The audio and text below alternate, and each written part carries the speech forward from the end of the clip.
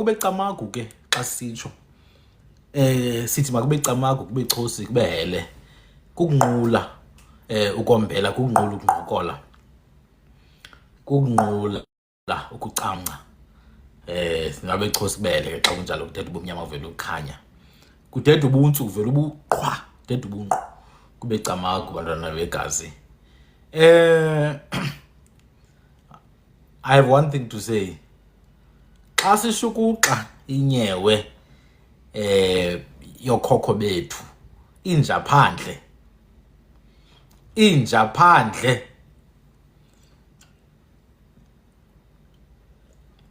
musana ukuyinaka inja kuma comments man, musana ukuyinaka. Yazi inja iyakwazi ukhonkotha ubuthuku bayo ibukhonkotha ikhonkotha ubuthuku musana ukuyinaka inja inja phandle madoda. Ke kaloku apha esintwini in the ways that our forefathers taught us, there's decorum, guys. Isidima nesithozela. You don't just come and bark. You observe order. You observe process. That's what creates society. Now, how are you going to know these things if you've never been initiated into society? You've never been oriented into a society that has order and hierarchy that functions. You're not going to know these things. You'll go around making noise everywhere. Today, I thought at the beginning of this session, now if you guys have questions, feel free to send them. I thought I should maybe address a few things. I see a lot of misinformation. I see a lot of misinformation, a lot of it out there. It's hard sometimes, but I understand.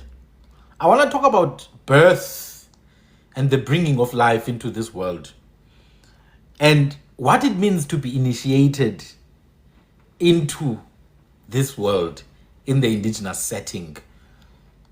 Because what I mean is to say, if you have not been initiated properly, we see gaps in the way you conduct yourself. You cannot read the space that you're in. You cannot read the room. You don't fit in anywhere. You force yourself into spaces that you do not fit into. But if you've been properly initiated and oriented, you know exactly what to do, when, where, and how. So I'm going to talk about that. And this is our form. This initiation is a form of indigenous baptism. So we'll talk about that, how a child is brought into the world, how a child is welcomed into the world, and what that means for the mother and father. But before that, which is my topic, I want to address a few misinformation issues that I've noticed. Firstly, it's from that young man, Ubantu Bison. Ubantu Bison says that the Xhosa people greet and say molo. The Xhosa people say molo when they greet. And it's the same as the people of Cameroon, the Fang people of Cameroon. It's the same greeting. Now, I want you guys, if you ever come across that video, you must correct that young man and his little Igborilla and Congoid minions who are confused, have absolutely no sense of identity, they don't love themselves, want to force themselves everywhere else except their own lands. He says the Xhosa people greet and say molo. I'm telling you, when you say molo, it's more. It's morning. Afrikaans, Dutch, it's Germanic. So the Igboizoids and Congoids and Cameroonites must understand there's nothing to do with Xhosa people. There's no greeting in the Xhosa language that is molo. None whatsoever. You find moro, by the way, in Shona as well. You find it in Kunkia as well. Because it comes from more, from Afrikaans. So that is the first mistake. Now, how do the Xhosa people greet, you may ask? Well, there's many greetings in isiXhosa. Greetings between men come in the form of praise. There's a praise that we say, and we say, ah. Now, you see this ah In Chivenda as well, amongst men and women, they say nda or a. That's how Xhosa men greet. That's how Xhosa men greet. Ah! And then they will follow that with your clan name. So if you are like me, Jambas, Hlati, Jambas, Kanzi, and then I'll be like, Sutu, or Nilash. We've greeted each other. Then they'll ask, Injani impilo? Yasiboniswa nto, singava kuni. Sithe chu ncembe, akho nto zimbi. Bekuhle. That is a greeting between two men. That is the first one. We call this isikhahlelo. Now, ukukahlela is to hit the ground. Apparently, and I'm not exactly sure about this, but apparently it comes from an old action of kneeling down before the king. Your knees hitting the ground before the king and raising your hand like this. You know, people would be shocked because the way Xhosa people greet the king seems very similar to the Hitler thing, the Hitler salute. If you've ever watched the film Ityala la Mawele, there's a part where the royal family makes some decision on the story of Uwele and Babini, and Uwele has accepted the story. He kneels before the king and he's like, Zanzolo. That is a Xhosa greeting for the kings.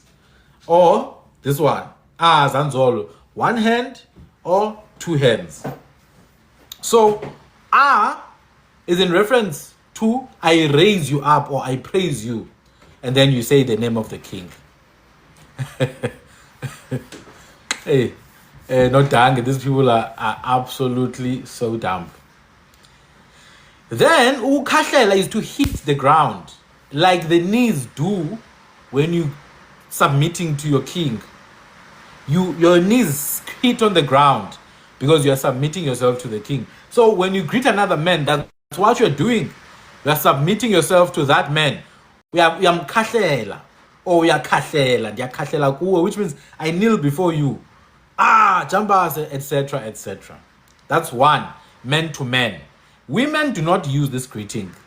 To this day, I remember in the funeral of King Zwelonge of Amaxhosa, there was a lady there, the late Mama Jessica Mbangeni, Umaduna, Umagubevu.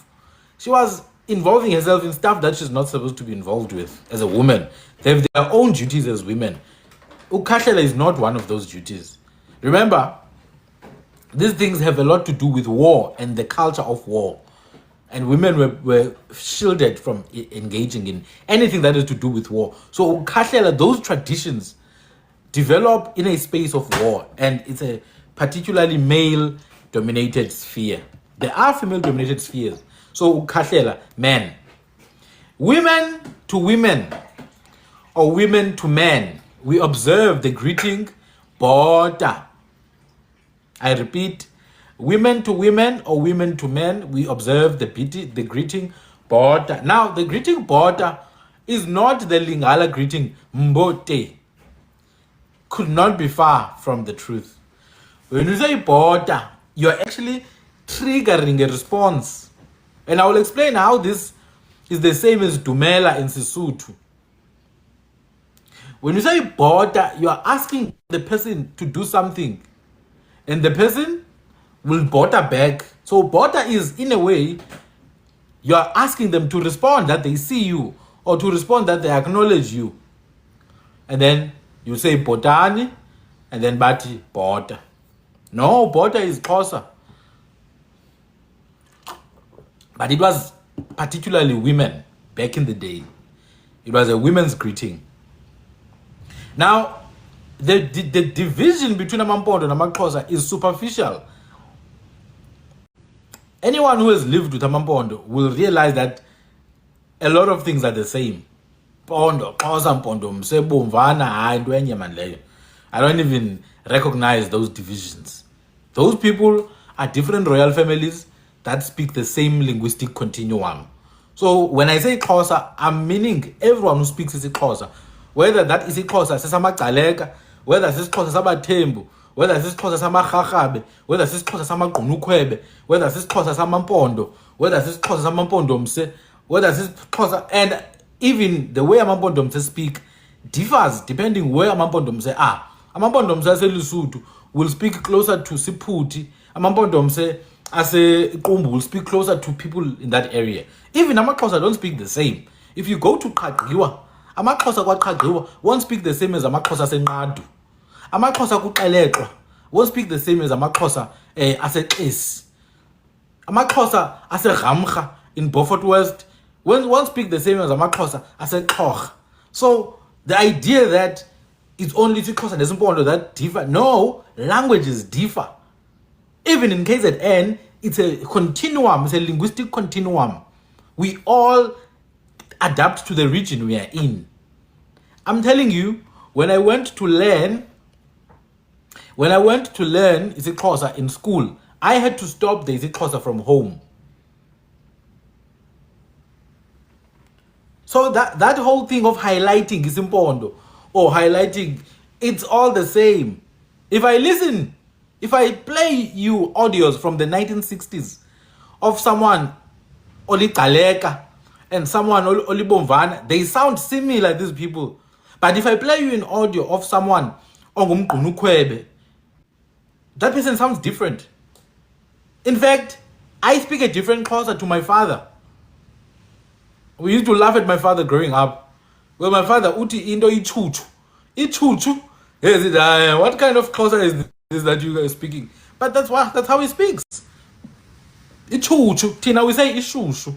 So we think our Xhosa is the nice one. Kanti ichuchu ngumXhosa.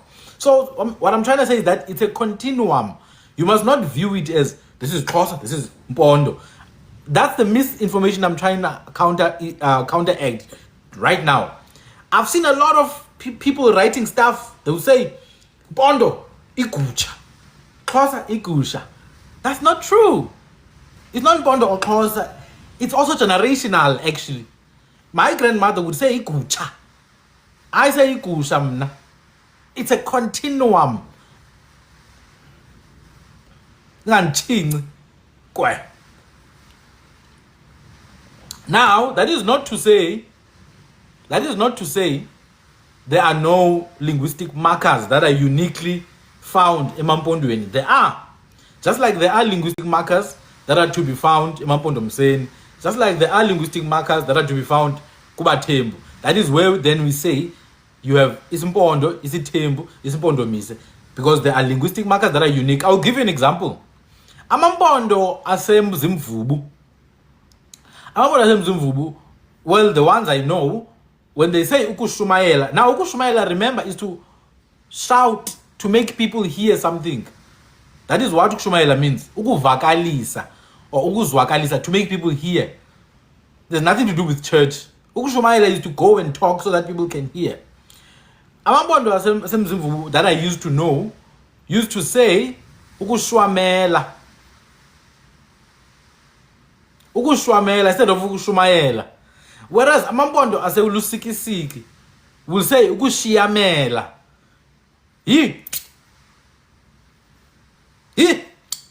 Ukushiyamela and ukushwamela and ukushumayela, same thing. And then you have ukucula, which was back in the day it was ukucila and ukucila as well.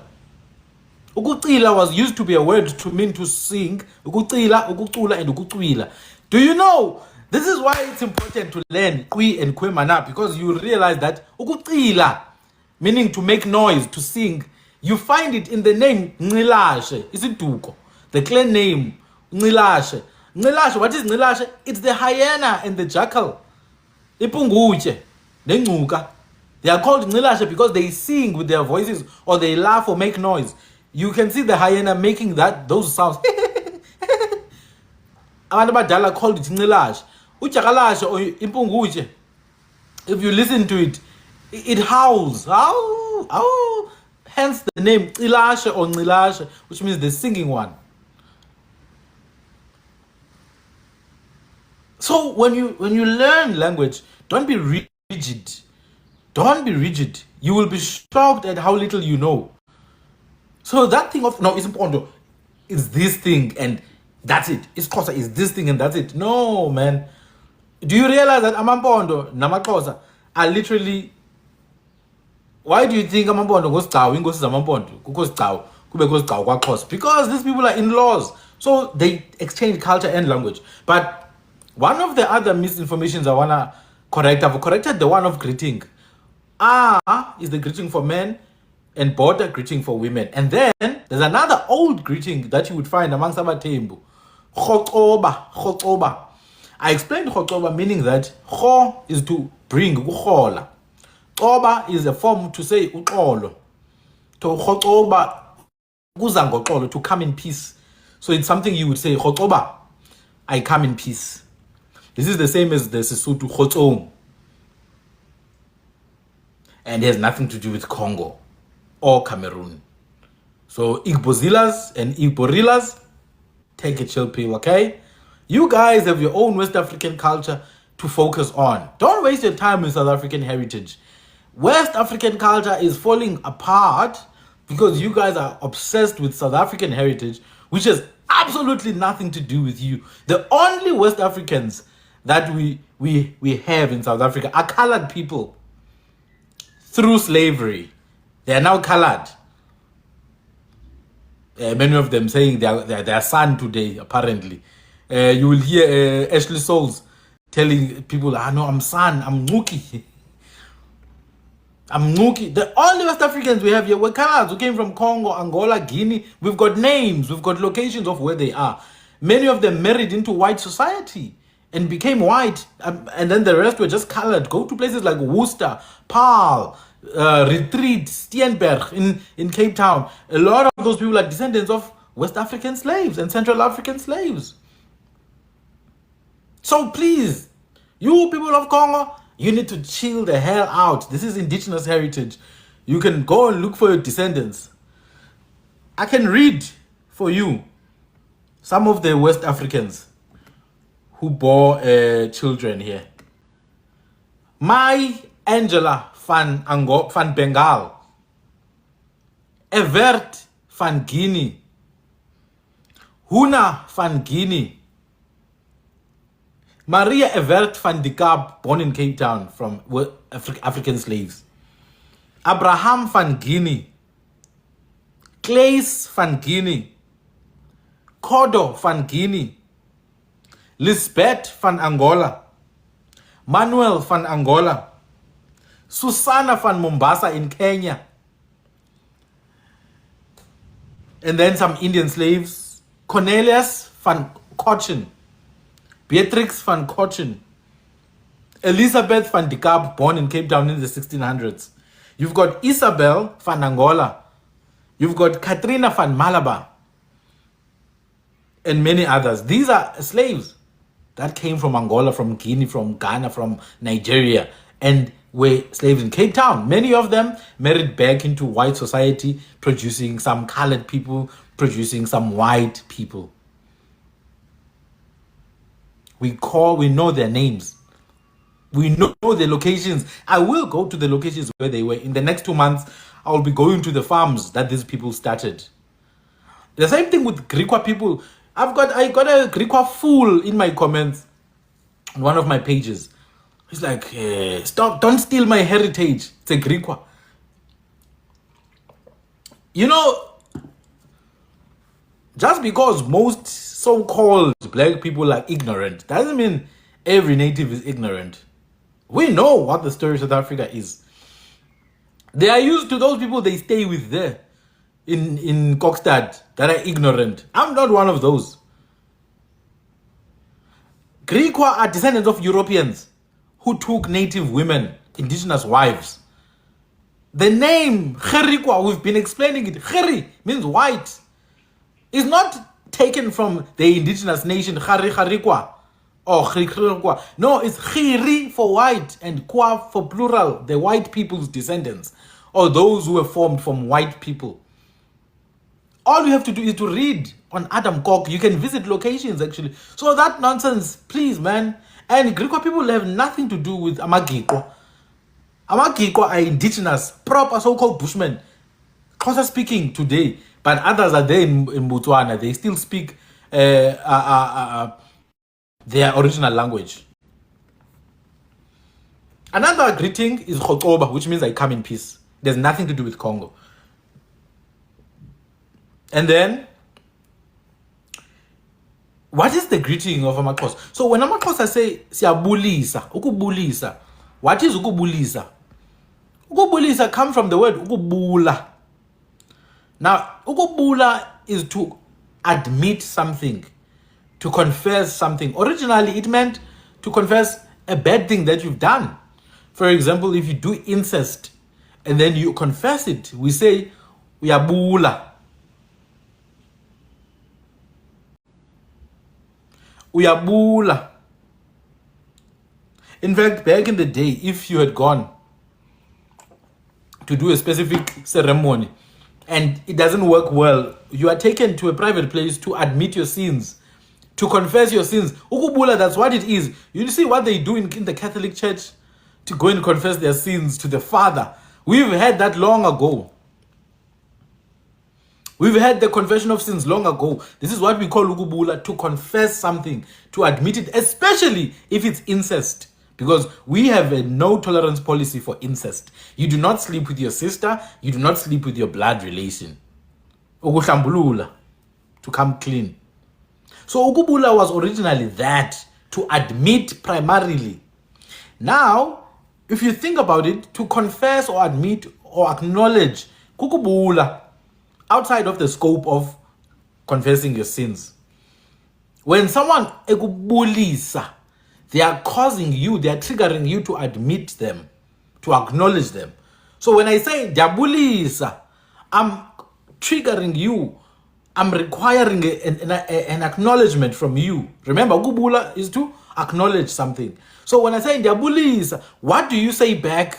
You say away. Siyabulisa, away. What is away? Away is yes. So when I say dibulisi ilapo, away. Before that nonsensical more from Afrikaans, the proper greeting, sibulisile, away or aweke. That is to say, do you acknowledge me? Do you see me? Do you admit me? Do you accept me? Or do you accept that there's peace between us? The other one is like, yes, indeed, aweke. That is ahe or ahe. I've heard ahe as well. Then amazulu bathi sawubona. Then the response is yebo. So it's about acknowledgement that no, there's peace you can pass through. There's peace you can enter this land.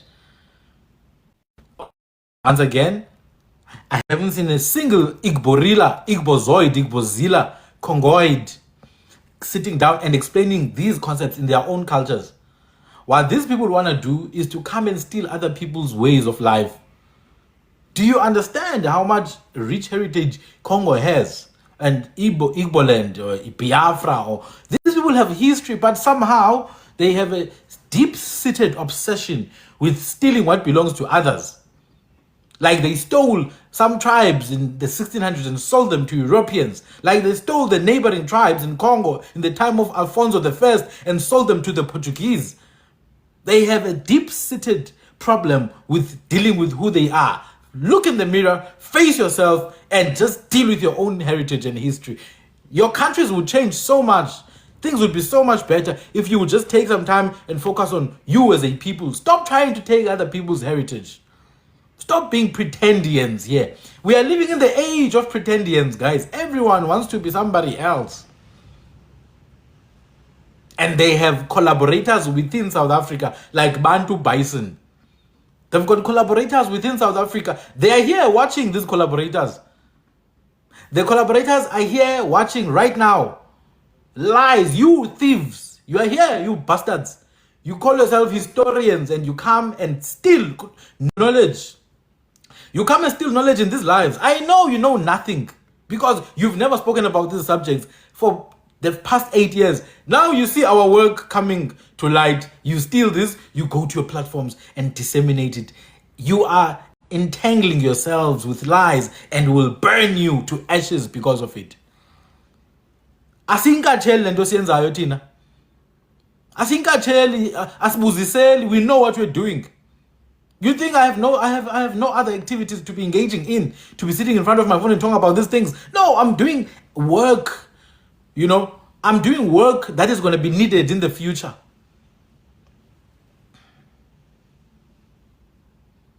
I know you bastards are here listening, and you are burning like a demon that is inside of you right now, because the truth is cutting straight within you.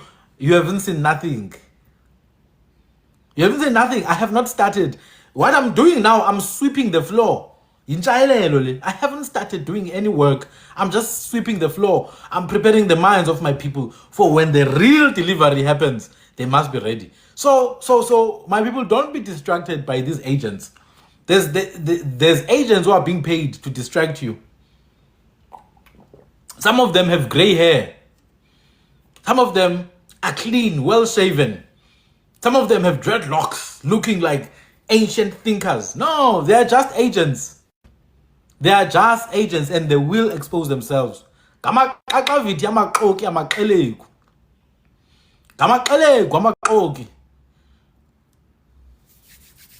that is the first lie I wanted to address, the lie of greetings that have nothing to do with Congo.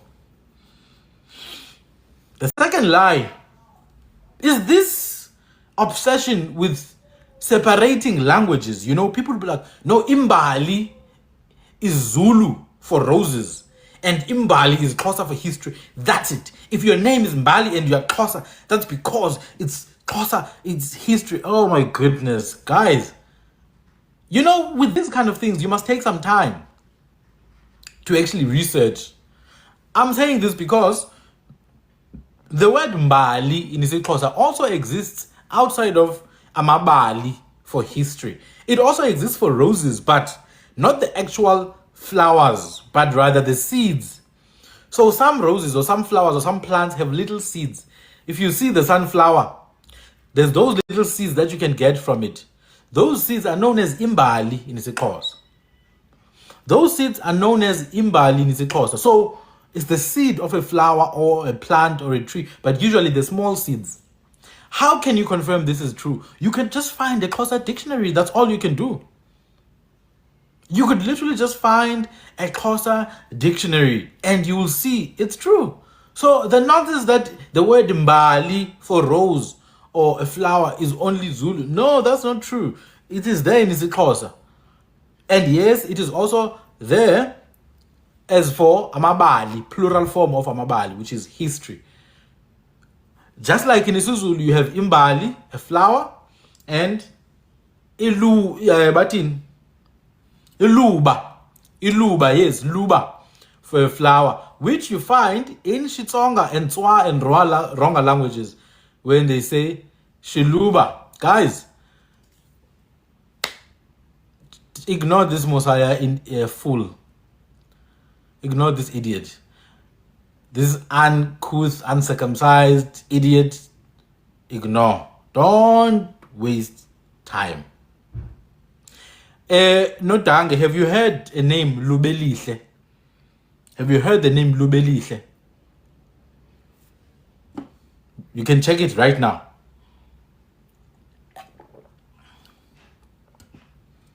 Lubelihle is a beautiful flower. Iluba is a flower. I think it's through the Amatonga influence, actually. Because if you go to Tswa, Ronga, and Xitsonga languages, Shinkuna, Shihlanganu, and all those other languages, Shihlengwe, you have the word Shiluba. Shiluba. Yeah, Lubelihle. So what I'm trying to prove here is that Imbali, esiXhoseni, is the seed of a flower or a plant, those little small seeds. In fact, I've heard an old woman, umakhulu waseNgcobo, uMatogu, I've heard them, they use the word Mbali for a flower. There are many other words that, just because are not used where you're from, don't think they don't exist. So that is another lie I'd like to correct. The third lie I'd like to correct, I saw in a video between, these university kids who stay together. One is Xhosa, one is Zulu, somehow that Xhosa kid is qualified to teach isiXhosa now all of a sudden. Just because you speak a language doesn't mean you can teach that language. That's another thing, guys. We have to respect people who've done the work. This lady is saying the road in isiXhosa cannot be. No, people are saying the road in isiXhosa cannot be umgaqo. No, the road in isiXhosa is umgaqo. It's umgaqo. Yeah, musani ukumnaka, guys. Musani ukumnaka. You know, sisibhanqa nje sibhanqa esimdaka esinukayo. Segrigamba. Musani ukunaka lenja. Yinja lento. Please, save your energy. Please save your energy, guys. Musani ukunaka lenja yento man engenamasiko. Abanamasiko babantu. Uzehlisela ngesithunzi. Nibe nilungisana nenja engenamasiko. Mna soze ndiwaste ixesha lami ngento engenamasiko mna. So umgaqo indlela. You know, when we were in grade 1, there was a song ithi xa ndiwela umgaqo ndijonga ekunene nasekhohlo kunene ndikhawuleze ndiwele, which means when I cross the road I look on the right and I look at the left and I quickly cross. People say umgaqo awukho kwisiXhosa because they don't know. That's the thing, guys. Remember, these kids, the only time they will learn language is from TV or from the streets of the township they grew up in. Yeah, bo. So they don't know language. That's why I'm saying, just because you are Zulu doesn't mean you should be teaching isiZulu. Because I will ask you in isiZulu, and I'm not Zulu. Ndingumfene mna. Ndithetha isiXhosa. In this generation, we speak Xhosa. But I will ask you, what is ukuceca in isiZulu? And you're not going to know what is ukuceca. I know what is ukuceca because I was taking the time to learn isiZulu. Ukuceca is to invite someone, ukumema. And another form of ukumema is ukuceca. When I ask what is ucwaci in isiZulu, ucwaci is uswazi, the one you use to hit someone. Isiciya is a tree, umthi. That's why we say ciyi chware. Ciyi is a tree. Now in isiZulu you have that word, isiciya is a tree. And then in isiZulu unkwica is two things, or the number 2 is unkwica. Isicece then is a dance or a ceremony for engagement, and then ukcaca is to marry. But what I'm saying is that just because someone speaks a language, they may share their knowledge of the language, but you cannot take that as teaching. To teach, you have to go deeper. You actually have to go deeper. So that is another thing. These trends where you have a Zulu person and a Sotho person and a Bele person, guys, just because at your home you guys use a certain word doesn't mean other people don't use other words. I was once saying that in a group that I was in with experts. I said something is smelling bad, but I used the word ukuchu, yachu, which means it smells bad. Hey, the people are confused. What is this word? And they're experts somehow. And then now this word I didn't learn in a dictionary. We grew up speaking this word, iyachuka, which means it smells. And when something is a strong flavor like coffee, it's a chocolate. It's chocolate. It's a strong flavor. Yeah, but it's chocolate is. And then somehow these people don't know these words, you know. And I realized that, yeah, we really come from different areas, eh? So you must not depend on a specific person for learning your language. You must learn the language from your home, from your elders. Ask all the words. And then also learn from other regions. So that is the second misinformation I wanted to address. Yes, you must make a disclaimer. You must make a disclaimer that where I'm from, this is what we say. And that is fine because we're not going to all speak the same. The idea that, Tina, we think from an apartheid perspective that, oh, Eastern Cape, Xhosa, which means everyone speaks the same thing. That's not true. It was never true. It never has been true. Someone who's from Beaufort West, Eramcha, amaXhosa, for example, amagwali and imidangi, amaXhosa kaXhasa no Habana, you will find them in those regions. You'll find them in those regions.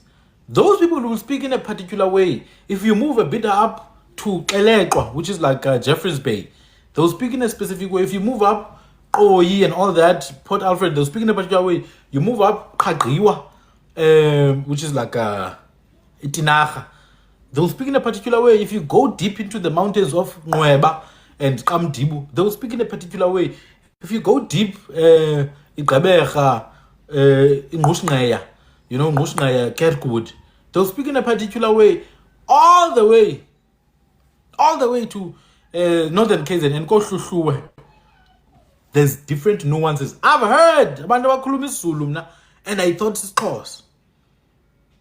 In terms of accent, I was like, for example, the word ukudibana. People will think the word ukudibana doesn't exist in isiZulu. But if you actually listen to Zulu speakers, there are Zulu speakers who say ukudibana when they speak, instead of ukuhlangana, but ukudibana, ukuncokola. I didn't know that ukuncokola exists in isiZulu. I used to think amaZulu athi uxoxa. Until I heard uZuma esithi siyancokola. And umsholozi uthi siyancokola. So the truth is that we know very little about us. Mkeswa, what is isitebele? What is isitebele? I would like for you to explain to me. What is isitebele? Because the reason why I'm asking is because in Lesotho, when they say itebele, they refer to Baputi and Amashlubi. So it confuses me now. I know it's Ndebele, but which Ndebele now? Esakwanzunza is Ndebele or Esakwamlendlane or Esemitwagazi, Amahlabe Zulu. Yefutekwe naman, Mosai. Pamben?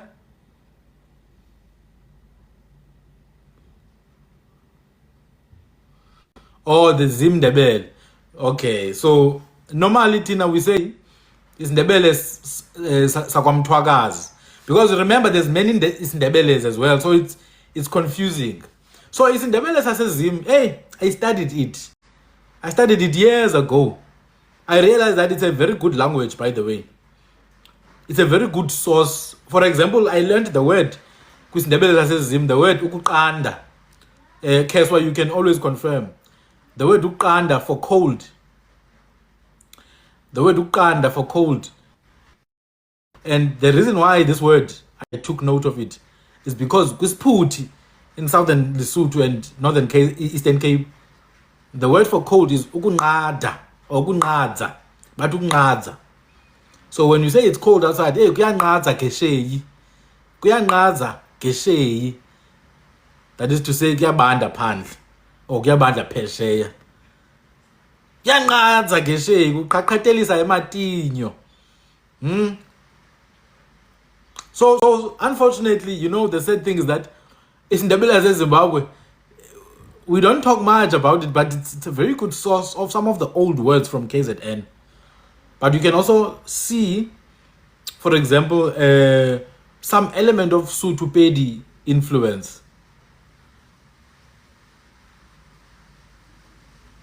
Umgogodlo, which is Mukokotlo. And also there are certain things, cultural things, that you will see. For example, inyoka yabafazi. Ekheswa uyayazi inyoka yabafazi.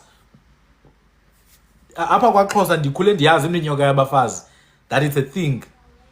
Now kwaZulu I do know inyoka yabafazi, but I'm not sure if amaZulu anamhlanje know that. But inyoka yabafazi is it's like a worm that looks like a snake. Actually, it's a real thing. But now the way I learned about it from a very different perspective, that it was used much like otikologe. People couldn't see it. But it's a real thing. It's a species of a worm. It's like this in size. It looks like a snake, but it's a worm. And it's blind, it can't see. So it burrows through the ground. Nyoka bafaz. Women used to use it, crush it, and make some paste from it to rub it on their body so that their men can love them and take care of them. It's one of the many things that used to be used for those purposes. Other things that used to be used for those purposes is things like isandawana. Now, the time that the pehlwa game now, I was taught about the usage of herbs. You can use herbs for very good purposes, to heal, to help people to be rejuvenated. But people also use herbs for other things, like to create potions for men to love them, or for women to love them. Even when we were younger as boys, there were boys who had ikwababa. Boys used to have ikwababa, so they used to take this little piece of tree known as umlomo mnandi, the nice words, nice mouth. They take this little piece, put it underneath, and as you are talking to the lady, you chew it. Hey man, Johnny, how's it? You have to spit it out as you are talking to the lady. And the lady still doesn't give you the number. You give up. Hey, you realize there's no medicine for kwababa. Hey. Yeah, you realize this thing didn't work. Just wash and be clean, baba. Invest in how you speak. That's what the boys need to learn. Wash, be clean, be presentable. Invest in how you speak. Find something that interests you. You can't make women or men, for that matter, your son. You can't revolve around umjolo. You can't revolve around that nonsense, man. It's a waste of time. Find something that you're passionate about. Focus on that. You know what? In any social setting, there's hierarchy. People like people who will fare better than others. Back in the day, the strongest soldier would get the most ladies. Today, we are blessed. You don't have to be a physical soldier. Just be good at something. That's one of the things that boys need to learn. Just be good at something, be presentable, and just mind your business and learn to talk. Learn to talk. Again, learn to talk. There are guys who don't know how to talk. They think they're entitled to being given attention. Same thing with girls, for that matter. Be kind. Be a nice person. Don't be a little entitled brat. Don't be a little spoiled brat. Be a nice individual. And then, niege abelungu. Niege ama Igbo. Okay. I deviate.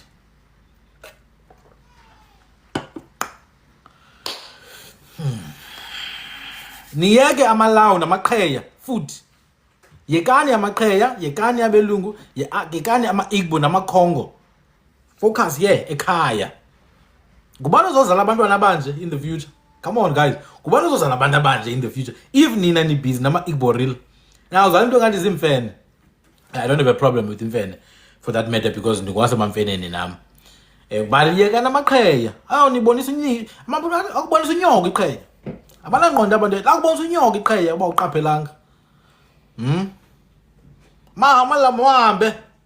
Hak, mawubuyele eNigeria maqheya. They are bastard children of West Africans anyway. Guys, let's not deviate. Let's focus. I was addressing misinformation here. So those are some of the things, man. What you cannot do, you cannot take a little piece of information from indigenous sources, use that piece of information to make some stupid connection. I'll give you another example. There's a group of people known as Amazizi. People will take the name Amazizi and say it's Ramesses from Egypt. Do you understand why? When you get to Egypt, those people will hate you because you keep on claiming their heritage. Not to say that indigenous Egyptians are not native African people. Of course they are. In fact, more than 4,000 years ago, almost everyone kind of had the same skin tone. And there was cultural, interchange amongst different groups. You can definitely trace everything back to us. That doesn't mean we are everything. I repeat, you can definitely trace everything back to us. You can trace some words in Mandarin back to us. You can trace some words in Indonesian languages back to us. You can trace some words in Native American languages back to us. That doesn't mean we are Native Americans. I repeat, that nonsense of we was kings, we was this, we was that thing must stop.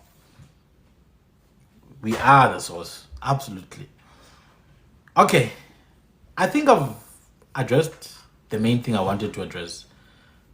Bantu bison and all that. I want to talk about birth today. I want to talk about life orientation. You know, at school we had a subject called life orientation. And the main idea of this subject was to orient you to life. But how do you orient me to life when at home I was not oriented to life? And that is the biggest problem.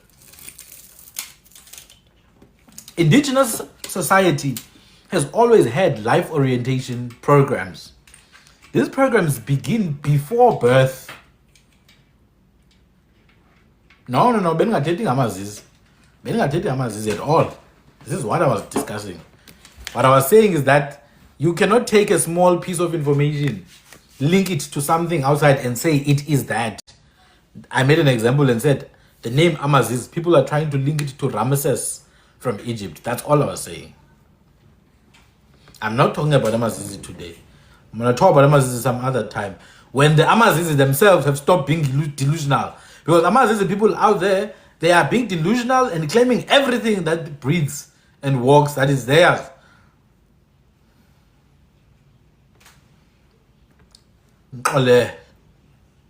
Ngixolele kodwa ndiqunukile ngaphakathi.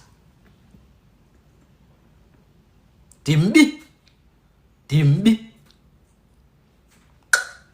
Anyway, I want to talk about orientation. Yabona amazizi namahlubi. Nqwa. But we know there's a history behind this delusion, but we'll discuss that some other time. Not right now. Let's talk about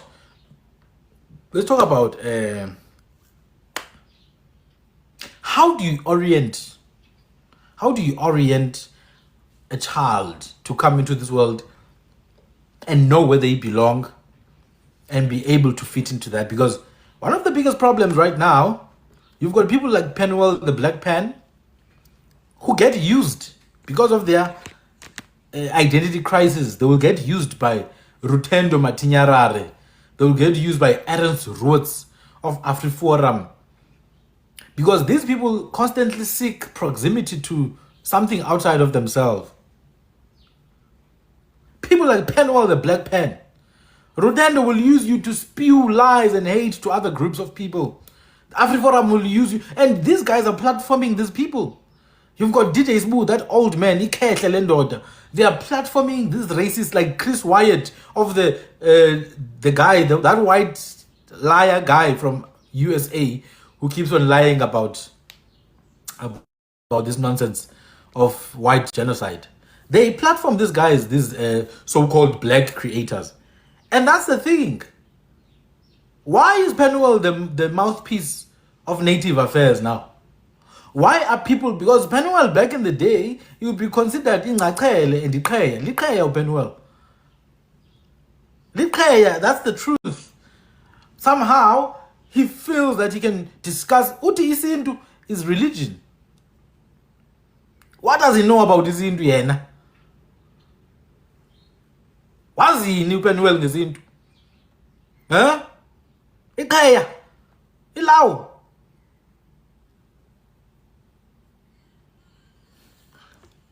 This is because there was no orientation that was performed on them. No proper introduction to the world.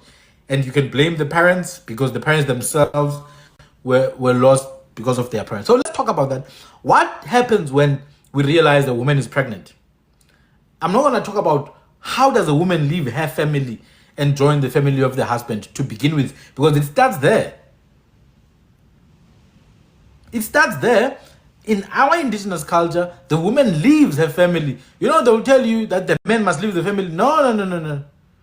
The woman leaves the family, joins the family of the indigenous husband.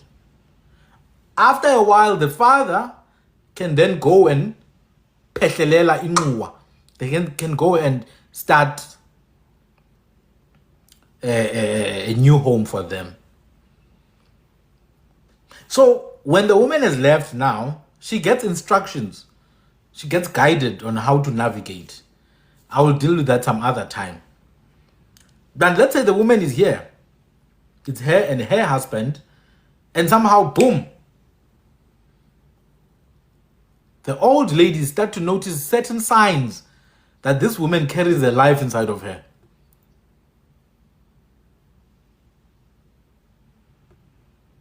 By the time the woman was coming to the husband's family, she was being accompanied. KwaXhosa, the group that accompanies the woman is known as Uduli. Uduli is the group that comes with the woman on the day of her marriage. That group is known as Uduli. When Uduli arrive, they leave with some gifts and some cows from her family. KwaNdebele nithi lithimba. I will explain now what itimba is. KwaXhosa. It's nice and interesting. Within Uduli, you've got men.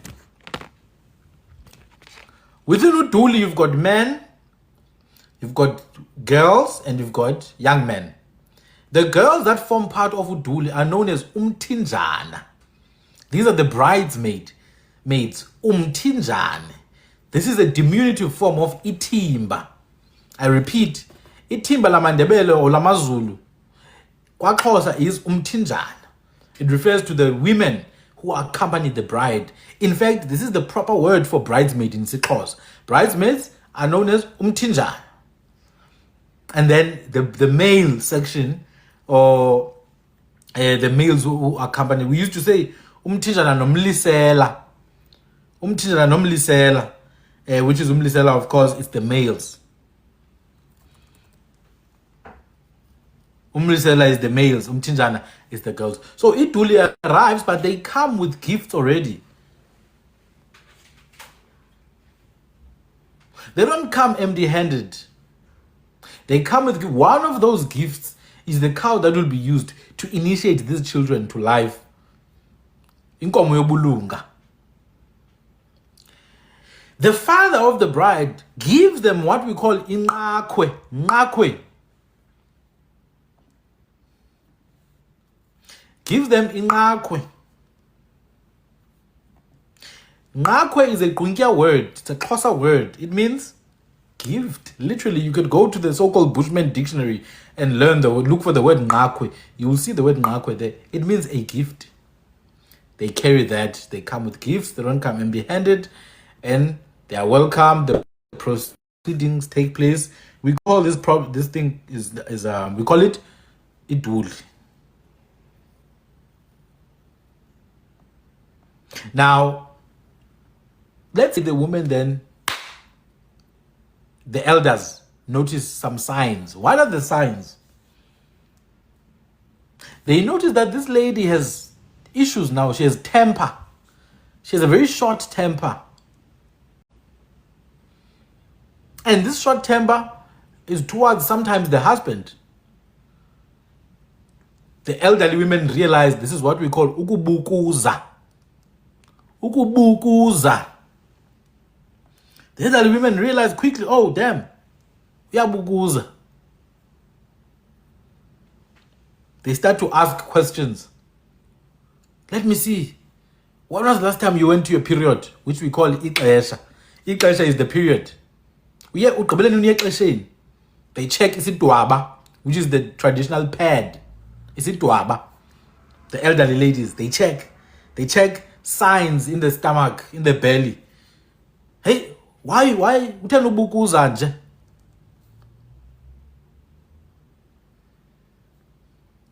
They see another sign.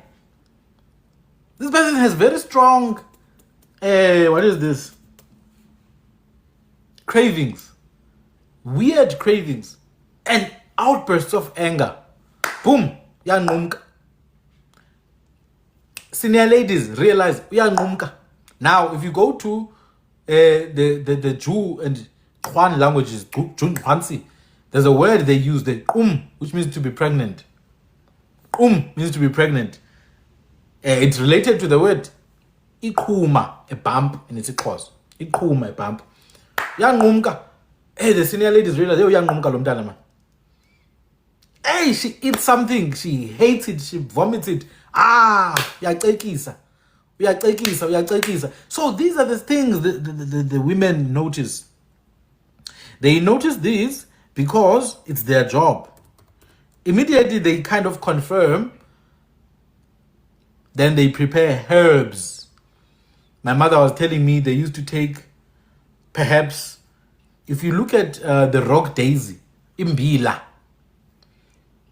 when it does its menstruation thing, it leaves something there. And then they take that and then they would mix it with some fish bones, and then they would mix it with some other herbs for the woman to drink. I'll go into what herbs. Then the woman will drink this through her pregnancy. They check the stomach and all that. Before birth, after 9 months, a specific house is going to be prepared. Why is a separate house prepared for a woman who's going to go through birth? Because that woman will become unclean at that time. Ngambi. Just like a man who has slept with his wife the night before, the next day they are both unclean. Bazingambi. Just like a man who has gone to war, he's unclean. Uyingambi. They don't come back to the village. They have to be there in the wild for some time because they were in contact with death. Ngambi le. Just like a boy who's going through circumcision. Ngambi le. Cannot be around this person. You're not welcome amongst the people. Just like someone who's going through initiation to become an indigenous priest. That's why they need to put white clay to show that they are mourning the death of their old self and the birth of the new one. This is why these people tend to do things separately. They're on the side, far from other people. So when a woman goes through birth, she has to mourn that period. She has to be separate for that period because she's unclean, and we call that ngambi. That's right. So they prepare a separate house for them. Now, she's not going to use the same articles as other people. She's going to use a different pot, different dish, different spoon, different... Everything is going to be different because it's that time. One of the last things that happened before she gives birth is something known as isihlambezo, the washing, the cleansing. She goes through a process of isihlambezo. Now, unfortunately, most women are not going to know this because they went to Mediclinic. Mediclinic doesn't do that. They are just waiting for your baby to put vaccine in the child. Oh, before that, pregnancy itself is known as ukukhulelwa, ukumitha, ukuzithwala, ukukhawulwa. That is what we call pregnancy. I'm going to quickly define what that means. Ukukhulelwa comes from the word ukukhula, which comes from the root ku. Ku means to rise up. Ku means to rise up. Therefore, khula is to grow. Khulelwa is to grow within you. It's a passive form. Yes, ubunzima. Correct, that's right. Hey, my mother likes to use that word. Oh, unzima. Unzima. Wow. Beautiful words, man. Ah, unzima lo mntana. So, as the baby develops, they keep a close eye on the baby. Ukhulelwe, the baby keeps on growing within you. Uzithwele. Ukuthwala, think about trees. When a tree bears fruit, when it's a fruit-bearing tree, the process of actually bearing that fruit is known as ukuthwala, to carry within you. Ukuthwala is to carry. So ukuzithwala is to carry within. Ukumita is one of the most used words for pregnancy. Uzomita zoleka sulala ngomqole ebhedini. Uzomita zoleka sulala ngomqolo ebhedini Zoleka ulele ngomqolo. They're telling the truth. Uzawumitha Zoleka, uzawumitha zizipho. And there's nothing wrong with ukumita as long as it's not igborilla, no igbozoid, baby. Because awazi amasiko abo, that child's gonna be looking for human meat here. You can't feed that child human meat. They be doing most, and you must observe these processes. Because now we have a problem with gender-based violence. These little boys who have been spoiled, they have not been beaten up growing up. Single mother raised boys, they're busy killing women. Where are the bloody fathers to raise your children? And bakhulisa abantwana amadoda, babulala abantu because they have anger inside your children, guys. Your children are angry. Your children are dangerous. Your children are violent. They are violent. They are vile creatures. They need to be taken for 6 months away from society. These boys who are killing people. These boys who are in big men's bodies. We need to take them 6 months away, put them in the Karoo, in the scorching heat of the sun, bloody lock them in there and break them and make new beings inside of them. That is what is needed. Why do you think our elders used to go and stay for 6 months in the bush? Why do you think they did that? To take you back to a primordial way of life. There you become a wild animal yourself. You die from boyhood, from boyness. You learn to shift. By the time you come back, if you do the right things, you should be a completely different creature. I don't know about the ones who come back and they want to start from scratch and become criminals again. I don't know about those ones. I'm a para who don't want to listen to their mothers just because when they went to the mountain. We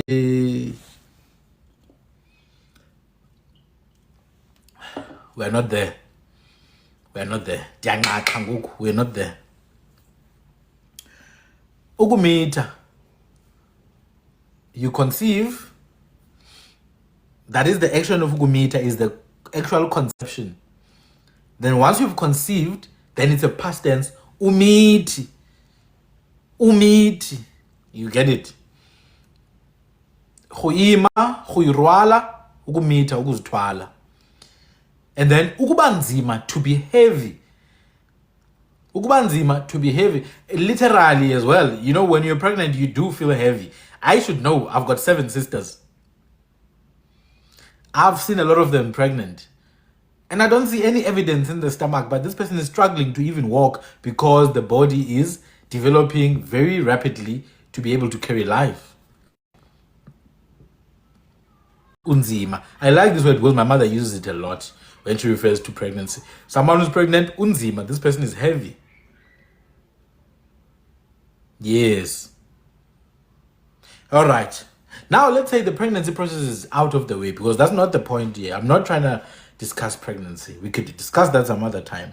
I want to discuss the actual process of orienting this new life into the world, because this is a key aspect of a person's trajectory, how they get oriented into the world. And orientation doesn't just take 10 days. It's at least the first 15 years of a child's life. But even more important, the first 12 years, they determine a lot of things in the child's life, but also the last 5 years after those 12 years, up to the age of 17. So all this, there's phases of orientation, which I believe they should end at the age of 27. I believe orientation of a child should end at the age of 27. At the age of 27, you should, as a parent, your child should be able to lead a household. At least a one-person household by the age of 27. This nonsense of taking a child to school and then expecting this child to give you money every bloody month, but the child is 21 years of age, is nonsense. You as a parent should be the one setting that child up for life. They should get things from you, not the other way around.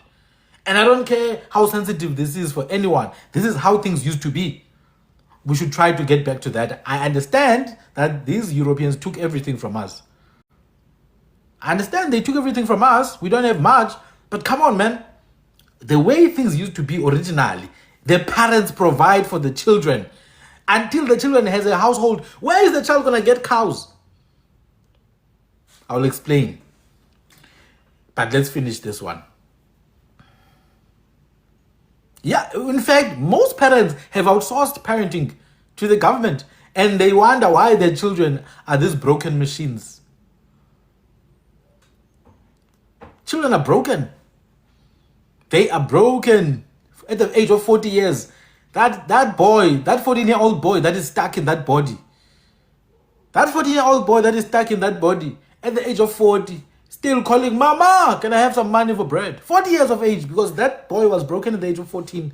Because as a parent, you did not step up and make things happen for your child.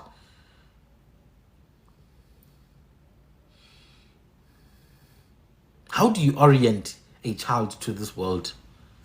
This is how life orientation begins.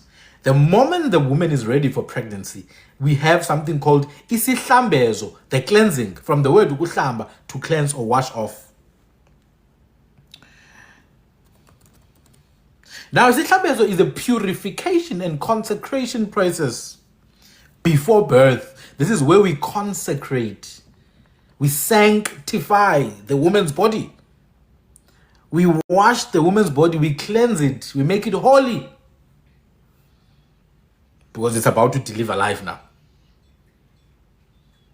And, throughout the pregnancy, by the way, feeding that woman good food was a very key element into the care of the woman.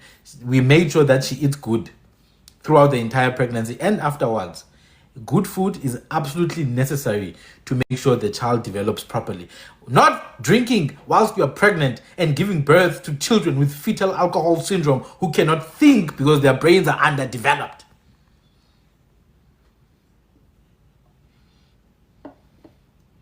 Then the children are susceptible to false pastors and false prophets. They are susceptible to lies and falsehood because they cannot think deeply and critically. You cannot be smoking cigarettes when you are pregnant. Now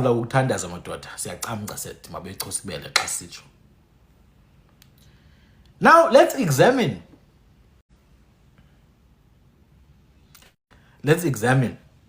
Have you seen how many children with deformed head shapes are being born in this country? Deformed head shapes. This thing is big there, and then the head is extending to the back. Not the Igbo head.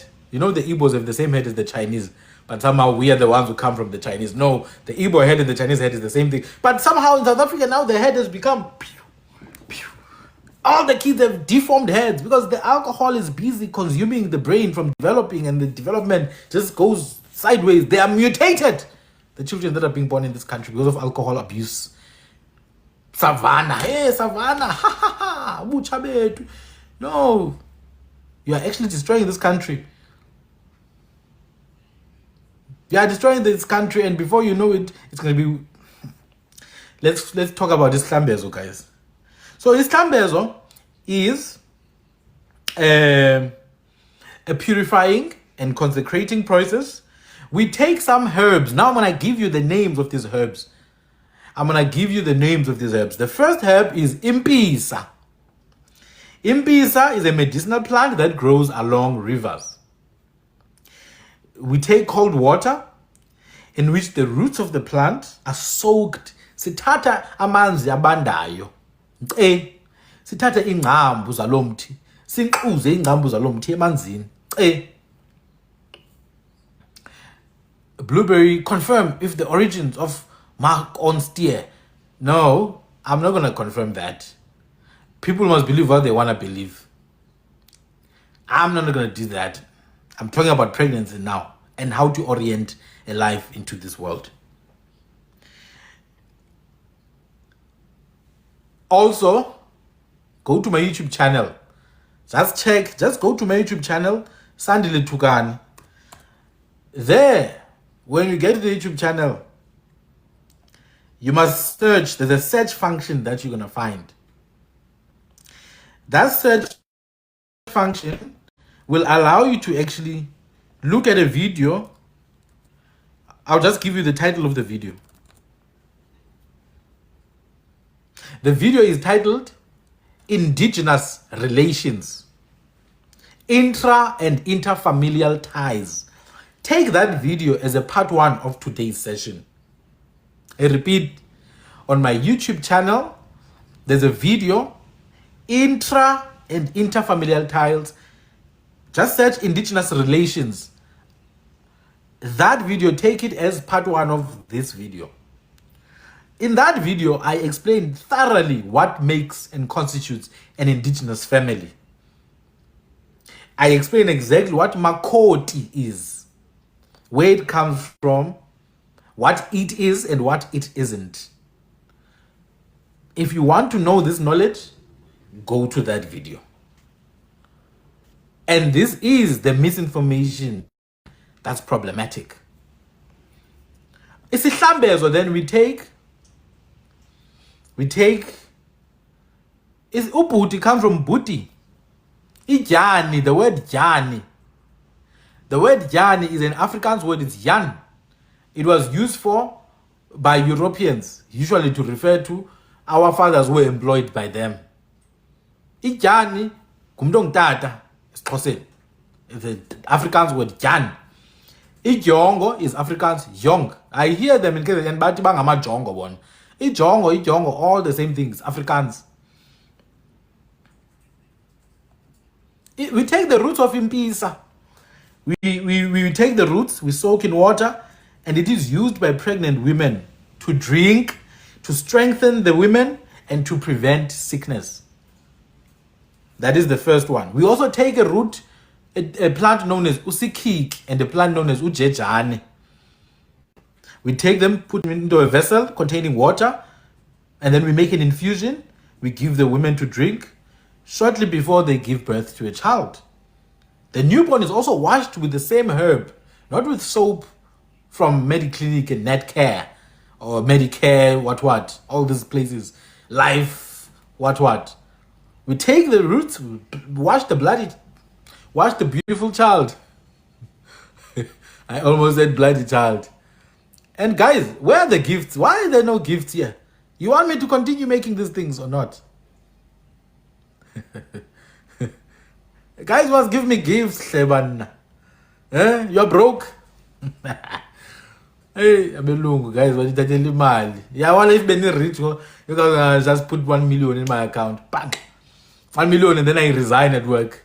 And then, tibanyise nyana belungu ke ngoku. Hayi dibakakisa belungu namakhaladi. Nama Igbo with this content. Hey, I'm gonna show them bloody flames, those ones. You benza what? Every day. Can't. I was gonna visit every province. I was gonna go to every province and deal with you guys. Fix the mind. I want the elders. I want the old people because I see they're being used by our forum. Thank you guys. Thank you for the gifts. Thank you for the gifts. So after isihlambezo, now isihlambezo is the last thing that we do, Tina, from our side before the child comes. The first thing that happens when birth is about to take place is something known as ukukhupha, the release. Please listen. Ukukhupha happens, and when ukukhupha happens, we know that the child is ready to come to the world. What is ukukhupha? It's the breaking of the waters. We don't see it as breaking. We see it as releasing, Tina. Notice the difference in language. Notice the difference in language. The waters have broken. No, the waters have not broken. The waters have finally been released. We call it ukukhupha. Because there's nothing broken there. It's how it's supposed to work. And then you start to see other signs. You feel a pain that cannot be explained with word of mouth, but can be felt from within.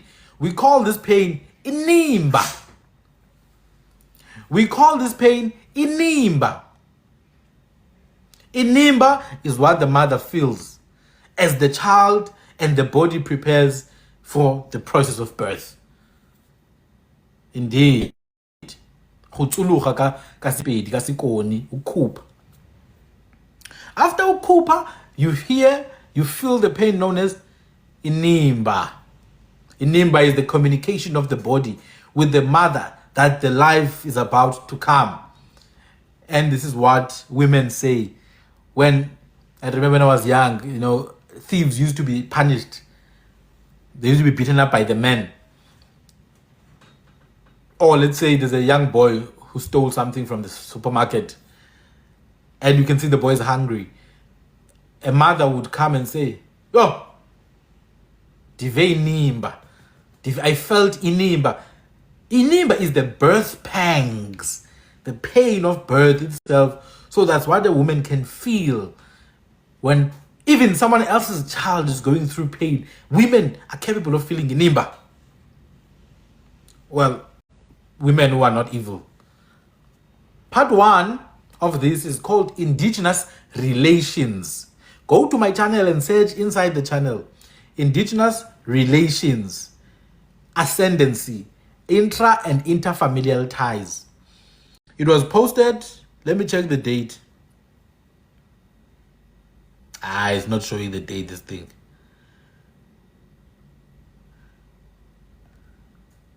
I'm not sure, I'll tell you the date now. It was posted 10 months ago. That's the only thing I can see. But yeah, Indigenous Relations, if you just search Indigenous Relations, it's going to show up. So, Inimba is the sign that the woman knows, okay, life is ready now. Immediately, now that the water has been released, ukukhupha has happened, Inimba starts to show up. Now, the birth can go in multiple ways. But the birth process itself, we call it 1, ukuzala. 2, ukubeleka. Let's explain what those things mean. Ukuzala means to overflow. Ukuzala means to multiply. Ukuzala means to be full. You know, when a bucket of water, ithunga lamanzi, or ingqayi yamanzi, when it is filled to the brim, we say izele qhu. That is what ukuzala really is. Ukubeleka is the action of carrying on your back something. Or ukubeletha. Isilala used to say ukubeyetha or ukubeyetha. I know abantu bakwaQwabe because they used to ukuyeyeza. So bathi ukubeletha ukubeyetha. That's why they also say umngunika yeyeye. Abantu bakwaQwabe would say that. So this is the process of actual birth now, where the child is passing through these different corridors from the womb all the way out of the vagina into the world. Kubeletha, kubelecha, ukubeletha, ukubeleka, ukuzala. This is why you call parents abazali. Hubepa kasisuthi, yes. Hubepa, ukupepa emqolo. To such a point that when you are carrying a child on your back, we call that ukubeleka or ukupepa or ukupepeka or ukumemeka. To ayimeme yakho uzayimemeka. Oh madoda. Ndikujamba sena ndikulisa ndikumsuthu ndikucazi ndikusanzanzi ndikuhlanga umvelweni ndikusidulungu bemhlophe. Ndikuzaba mna umfene mazabuyo zabela abafokazi ndikucanza usanzanzi zakwathi gqi umuntu. Ndingusandlalanca ndikuhamba ngezandla ndikuphala kuhle ngoba le ndlela yehla wabona bulawa ngathi ngumthakathi. Lesisukuzuku ke kumangqosini kogaba kocihoshe kothithiba konozinga kubantu bomlambo. Kolike limnyama likathikoloshe liqenqeleka phezu komlambo igqili. Ndisisukuzuku kumagiqwa komvaba. Kuthiwa yimvaba yiketile. Kuthiwa imvaba yiketile. Kuthiwa ngonkosana ngontshinga ngoba kaloku intshinga kakhwazwa ikhwazwa ngabayaziyo. Siyanqula ke xa sisitsho. Xa sinqula siyathandaza. Xa sithandaza siyacamca. So the woman gives birth. The first thing that happens The child is taken and washed. The child is washed with ujejane, iskik, impisa. Some may even use what we call ubulawu bekhaya, the perfume of the home, the potion of the home. Where I'm from, ubulawu sibisebenzisayo, impendulo, the red roots. It's a psychoactive herb that we use as a sacred herb of the family. We use impendulo, it's red. We use nozithola, where I'm from, in my family. Now, each family is going to have a different type. You must know this thing. You cannot know the lyrics of Kanye West's songs, but you don't know ubulawu bakokwenu. You cannot know the history of Adolf Hitler and the Jews and the Holocaust, but you don't know ubulawu bakokwenu. Awu, kuthiwa uyini bafazi bentsikile le ntsholo neyiphazamnitha abathi idonga ngamela lihlatyelo lisifazi. Kuthiwa nguntsibankulu kayutu, nguntaba kahili, ngusiqa somile somile zona zintshaba. Kuthiwa unabele emntwini madoda umagatyana, uwebebe. Awu madoda, isihlobo sikakhawuti, isihlobo sikagcaleka, isihlobo sikangconde, ngamanzothwango, onyelenzi, omaphango, ongqalo, ongqange ngqanqa, sinogxuxo, oxhamo, owele, obabini. Ngobe phambili impunzi ngasemva, ngumtya nethunga, intombi esemanzothweni, that is my mother. Ingqungqumbane madoda emfutshane, ipone eronto ingangeshele, nomdaka omnyama ongeva sepha, ngumamam lowo.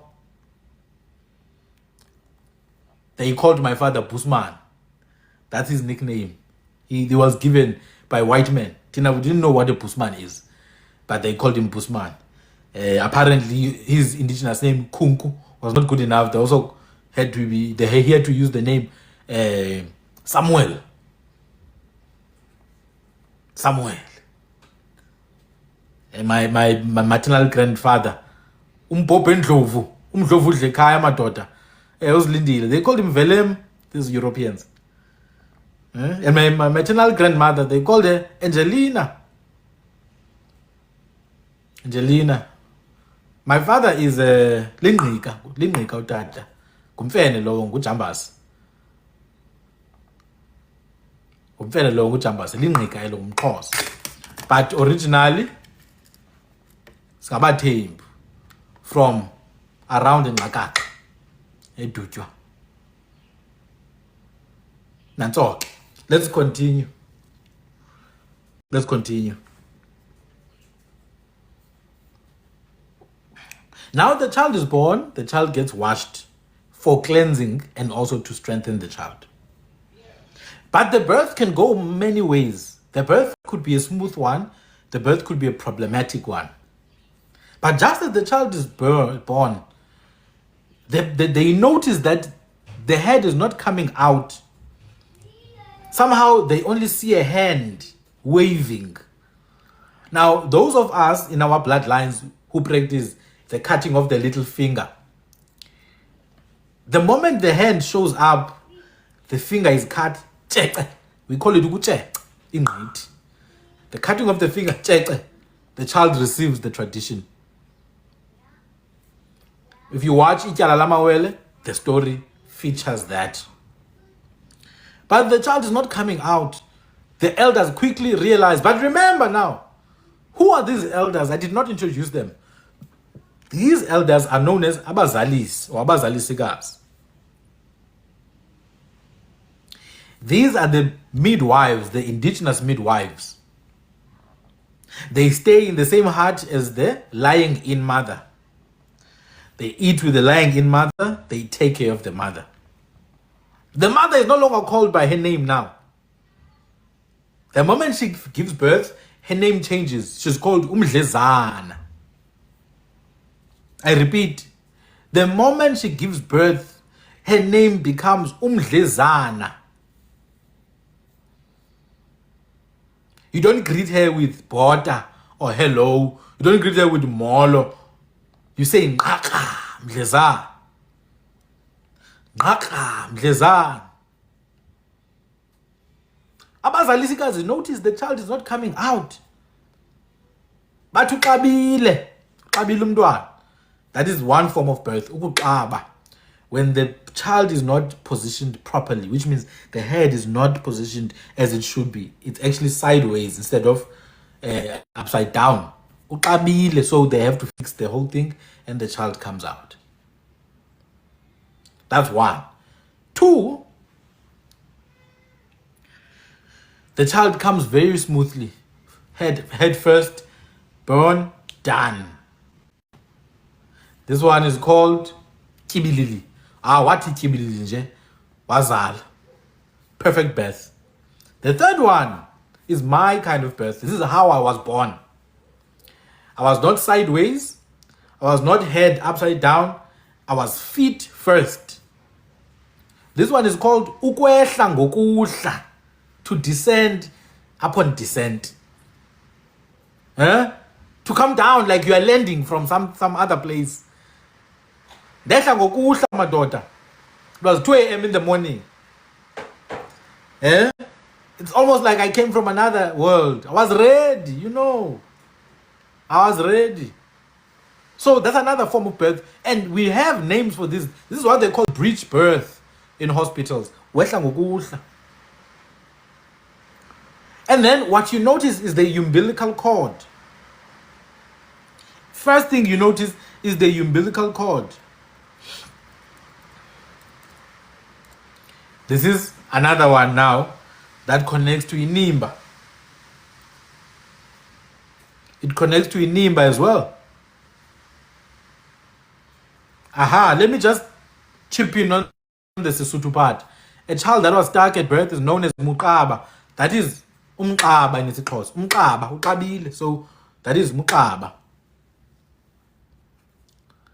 Muqaba, umqaba lo. That is to say wide. Uqaba is to be wide or to cross something. Nazoke. Yahlangana ke manje.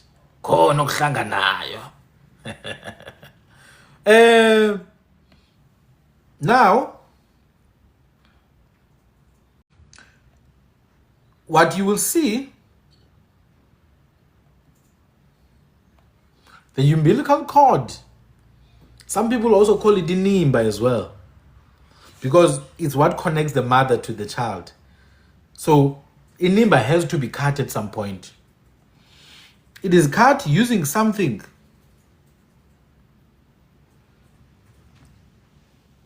There's something made out of cane.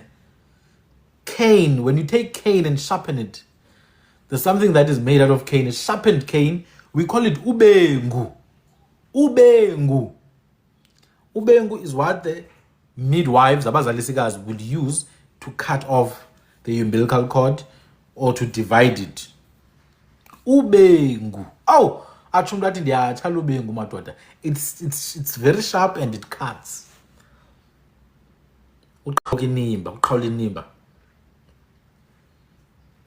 After the child has been born, something comes after that. It's the afterbirth. Women will call it isizamva, the one that comes after. Isizamva, the one that comes after. But this is the what is this now? Umkhaya in isiXhosa. For animals, we call it umgcansi. Umkhaya or umgcansi. This is the placenta, indeed. Umkhaya or umgcansi. Now, this is the secret of women. The women should be the ones who know what to do with this. The umbilical cord of the child, it is to be dug up. You need to dig. Some houses use the center of the house where the fire is being made. They use that part of the house to dig and hide the umbilical cord. Some houses use entla. Some families use the side of the women, the left side of the house, to dig the umbilical cord. Inkaba. This is why people will ask you, Inkaba yako ipi? Ipi inkaba yako? Modern children, the umbilical cord is taken by the hospital, probably sold to some pharmaceutical company. So inkaba yako ikwa Pfizer, inkaba yako ikwa AstraZeneca. Inkaba zokhokho bezisemakhaya. When people ask inkaba yakho iphi mfoka bani, you could say no, inkaba yami ngapha kweza ntaba zikaMathole. No, most children can't say that now. Most children will say, "Ah, ingaba yami kwa Pfizer, isa kwa AstraZeneca." Dathetha nguBill Gates. Same thing with the placenta. Yathathwa Bill Gates. Abanye the nurses sell it to sangomas to take your child's power. Now you notice if the child comes covered, that covering, you must keep it. It's going to be the healing medicine for this child. It's going to be the healing medicine for this child.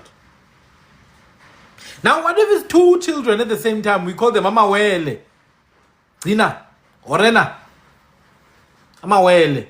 We take two euphorbia trees. We make an enclosure for them. Amatonto. We make an enclosure for them. We plant two euphorbia trees. Where you see two euphorbia trees, you know there are twins in that household. The health of those twins is reflected in the health of those euphorbia trees. Imitonto.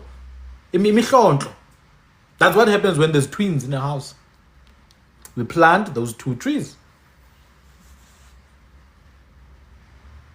And those two trees are kept properly, they're kept healthy because it's meant to represent the health of the twins.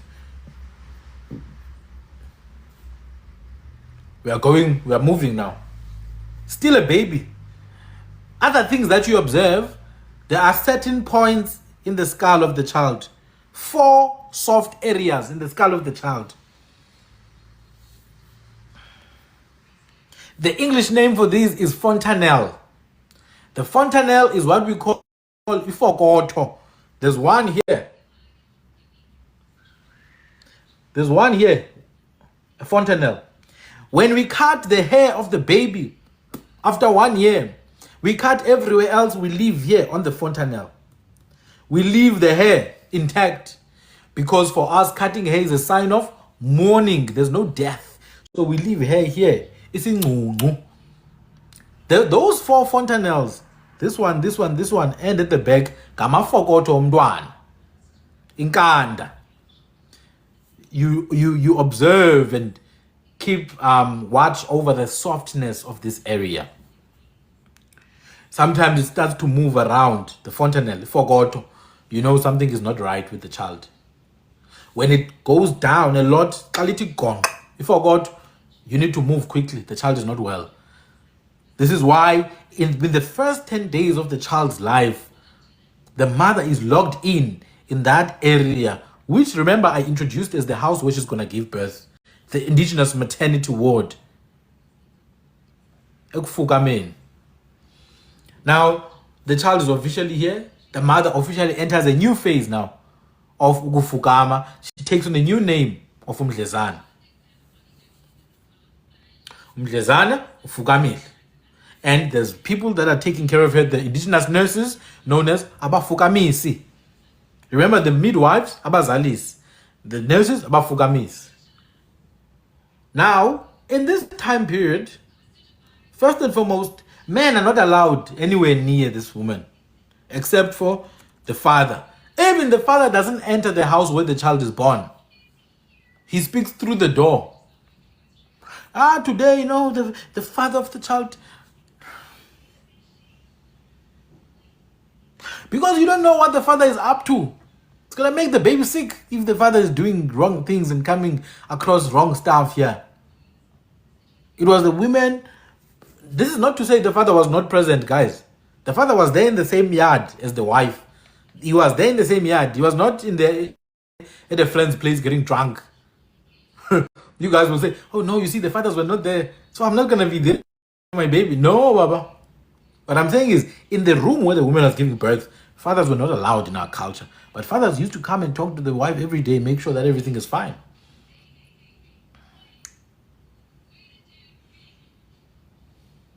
What you notice that,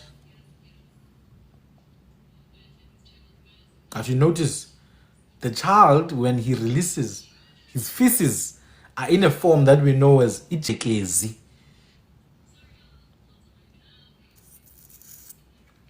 The evacuation from the child's body, if you check the nappies, is called ijekezi in the first few days. Ijekezi is what the child releases, and this is why it's important. In those first days, the child must suck the milk of the mother. And this is why it's important for the mother to be well fed. So after digging the hole, taking the placenta or the umbilical cord and hiding it to ensure stability for the child mentally, we enter into confinement, ukuzila or ukufukama. What happened here is, firstly,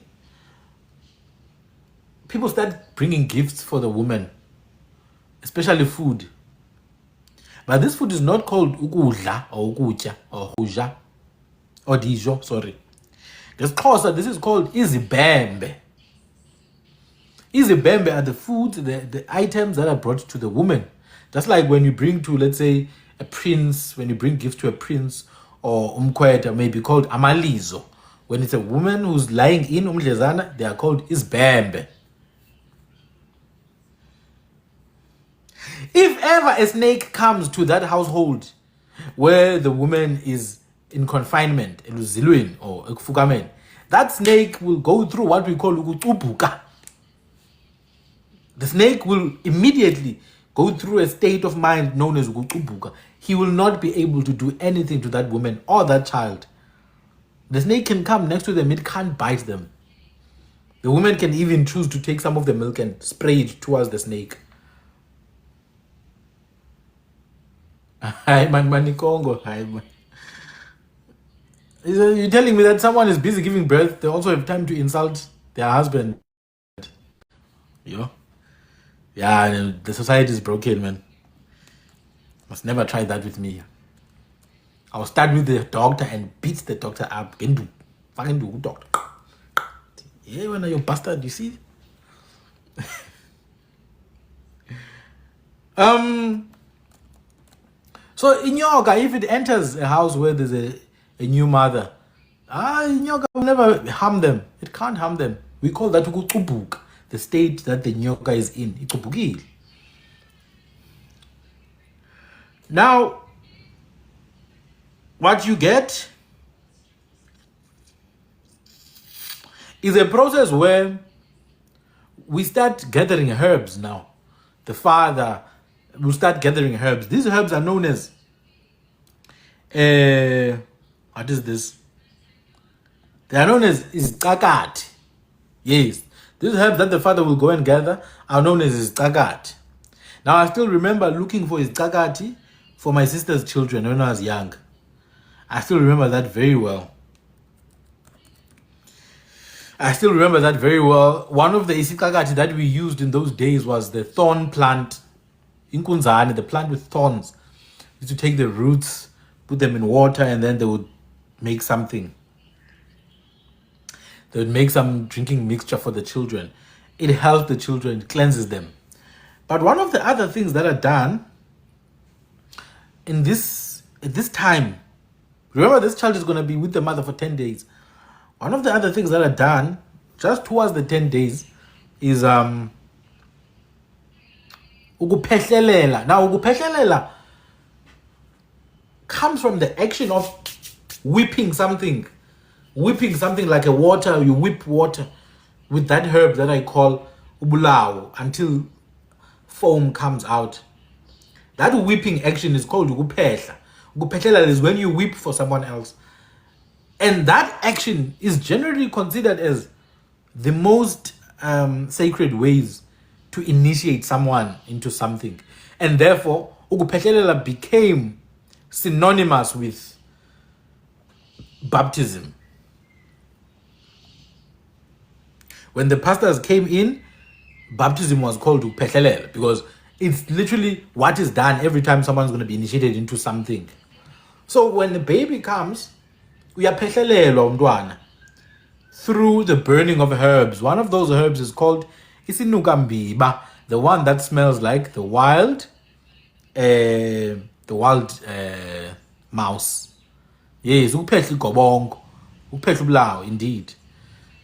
So we use ukuphehla thina as a form of initiation, right? It's a baptism of some sort. So when the child is born, we baptize that child by burning some herbs. It's nukambiba. It smells very badly. Now you wonder, why would a child be subjected to that? Well, amongst other things, it opens up the lungs of the child. It opens up the lungs of the baby. So we take isnukambiba, burn it up. The old lady takes the child, passes them through the smoke, and we call that the releasing of impurities. Ukupa masa. The releasing of impurities, ukupa masa or kupa masi. Amasa is basically the impurities that the child gathers throughout the pregnancy. Now they're releasing them to be able to drink waters in a short time, to be able to eat and all that. So that is one of the ways of orienting the child. Remember, the umbilical cord has been dug down. They've dug a hole and buried the umbilical cord already. That is the first thing to do to stabilize the child's mind. You dig a hole and put the umbilical cord to say, this child shall be anchored in this world to this place. This child will be anchored to this place because the umbilical cord is in here. It's not a child who doesn't know where they belong, like Mosiah, who's going to go around claiming things that don't belong to them, like the Igbos are claiming stuff that don't belong to them, because inkabazabo azange zombelwe iminquma emakwabo.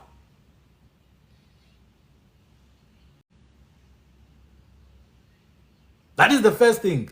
Secondly, uyampehlelela umntwana, uqhumisa isinuka biba, udlulisa umntwana emlilweni, and bless the child and cleanse the child of impurities. Umkhupha amaso umntwana. Hasha, hasha. Zukhule mntwana. Hasha, hasha. Khulu ube nengqondo. Hushu, hushu. Indeed, so-called Christianity is our way of life.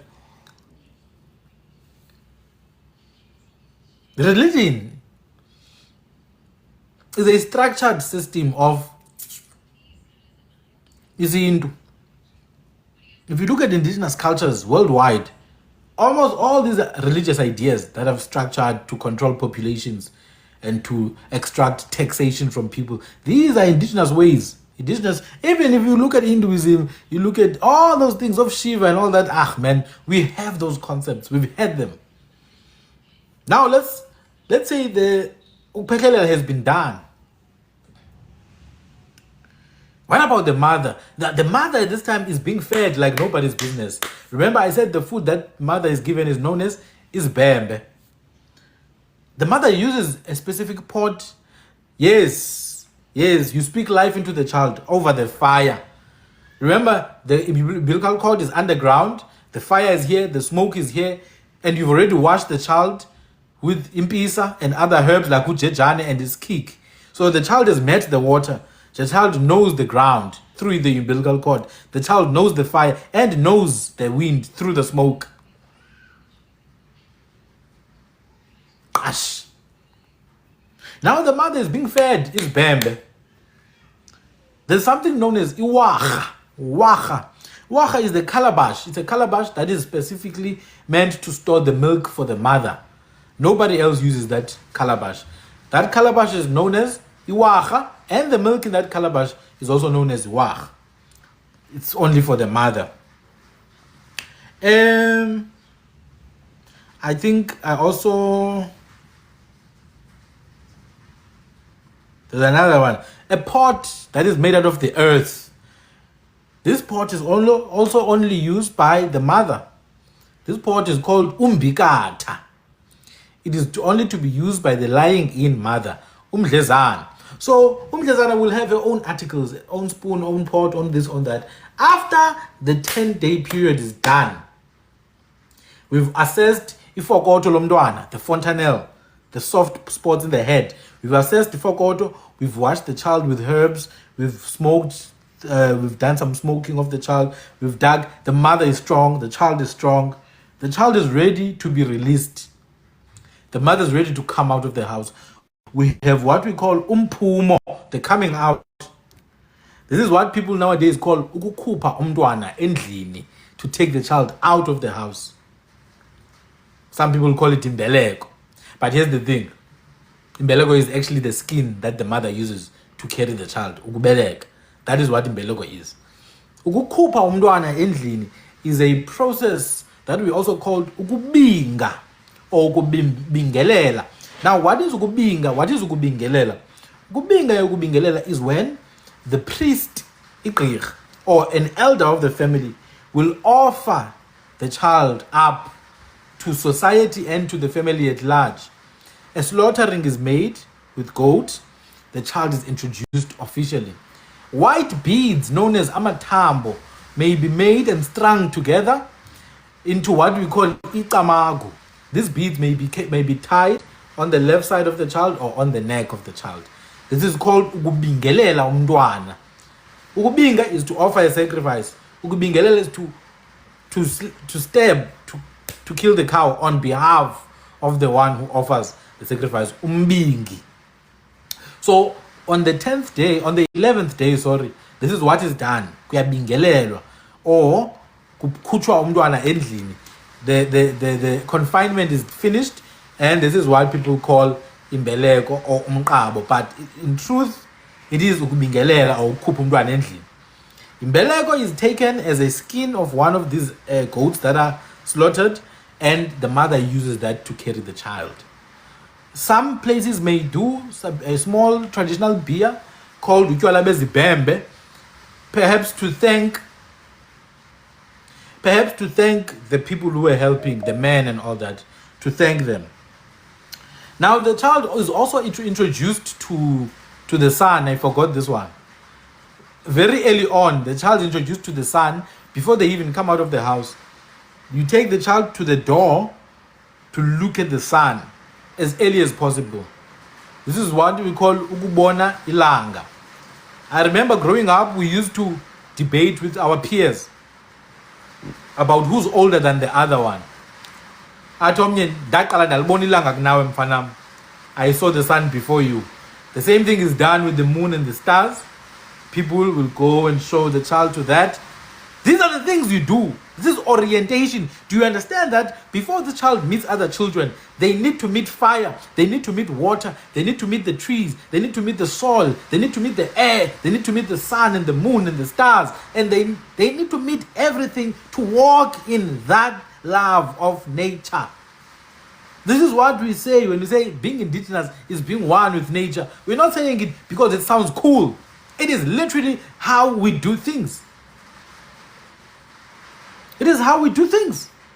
So that you don't get choked by the energy of the universe when you go out there. Because as a child, you are susceptible. If you are not familiar with something, you are susceptible to catching too much energy and get choked by it.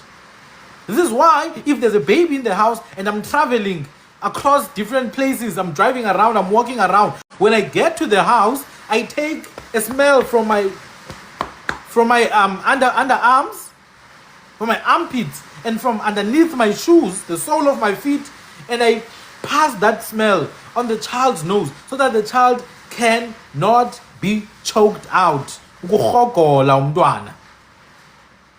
So the same thing we do when we take the child to the sun and the moon, to not be choked out by what is waiting for them out there. Indeed.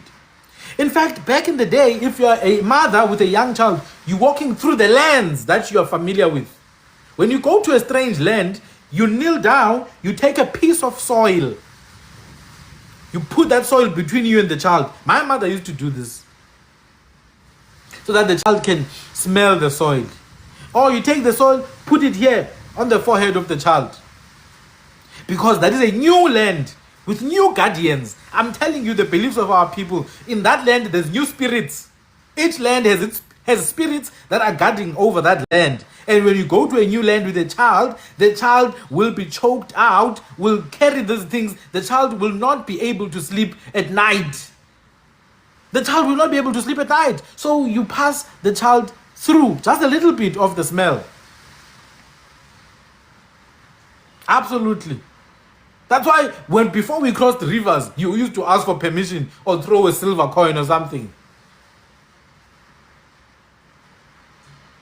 So on the 11th day, you take the child out of the house, slaughter a goat, introduce the child to the society. The child sits down. You introduce them to litsoku or imbola that you use to make uchoko, ubuchoko or uchokos, which in Kora is choku. Choku is the paint on the face. That's why Basutu say litsoku. It's choku.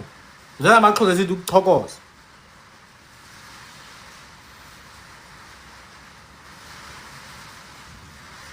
Now,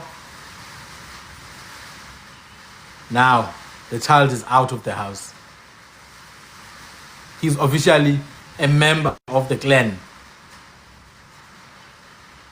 The child needs to be introduced to the cows of the family. Remember, you introduce the child to everything else. He needs to be introduced to the cows of the family. This is what people call indigenous DNA. It's not DNA. We know the child belongs here. That's why we are taking them there. Well, hoping that the child belongs here. Take them to the kraal. Isbayeni. The cattle smell the child smells the cattle, and they know each other. Remember, when the mother was coming to this home, she came with certain cows, inqakwe and enkomo yobulunga. One of the cows is meant to secure and procure the well-being of the children. Now, if one of these children is too sick, if one of these children is too troublesome, their health is not strong, something is going to be done. An indigenous deed.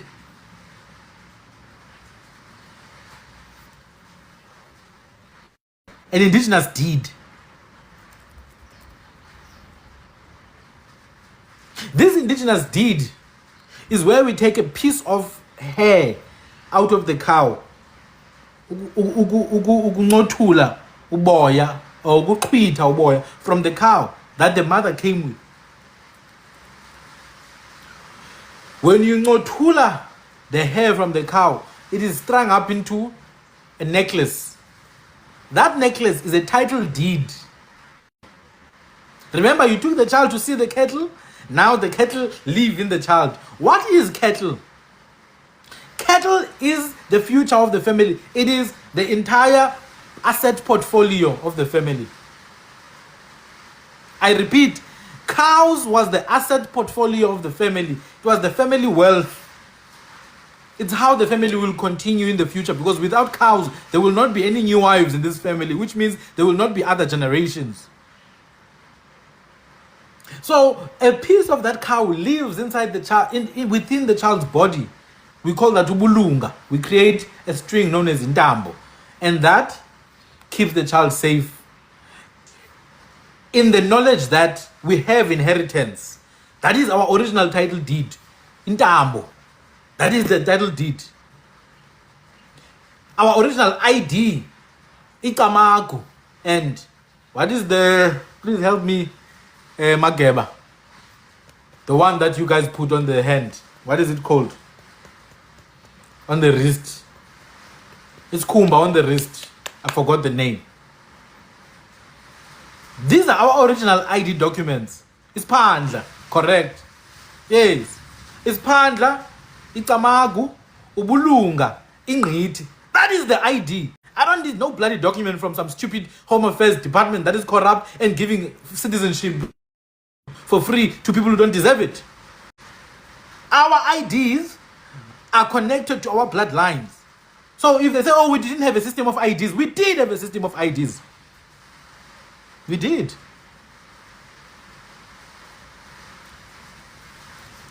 Ndiyacamakusha ke. Ndithi makube chosi kubehele kube mhlophe. Kudede ubumnyama kuvela ukukhanya.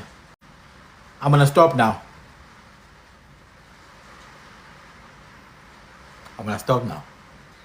I have appointments to fulfill. I may be back at 6:30. Thank you very much. When I come back, I need gifts. I will try to be back at 6:30, guys. We've only done the first 10 days of the child. We need to go through the naming process and how the family of the mother and the family of the father work together to ensure the naming process. Thank you very much, guys. I'm going to post this on YouTube, by the way. I'm going to post this on YouTube as well, so you're going to find it there. Please watch part 1. If you want to know Makoti, Umkwenyana, Umlanya, all those things, and marriage itself, naming of children. You want to know how marriage works, go to part 1. I'm going to post today. This one, I'm going to post it today. Probably by 10 p.m. Malukazana, Umlobokazana, Umolokazana. It's all there on part 1. Thank you, guys. Bye-bye.